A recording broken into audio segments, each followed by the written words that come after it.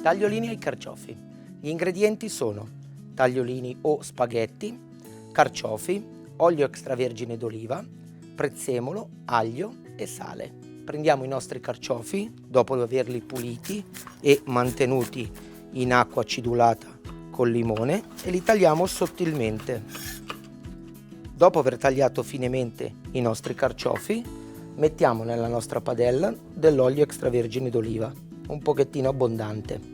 Mettiamo a imbiondire il nostro aglio. Adesso che il nostro aglio è imbiondito, possiamo aggiungere i nostri carciofi. Prima eliminiamo l'aglio, serve solamente a dare profumo. Aggiungiamo un pochettino di sale e procediamo con una cottura stufata.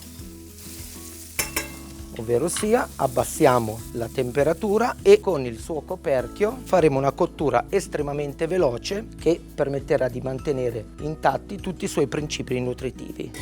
Essendo così veloce, possiamo già cuocere direttamente la nostra pasta. Un sostituto dei tagliolini possono essere gli altri formati di pasta lunga, spaghetti in primis o linguine. Questo coperchio permette di tenere sempre sotto controllo le nostre preparazioni e questo piccolo sfiato che ci permette di avere l'umidità ideale all'interno della medesima.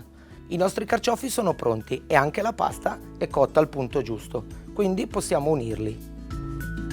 Per completare la nostra mantecatura ideale aggiungiamo un goccino d'olio extravergine a crudo alla fine.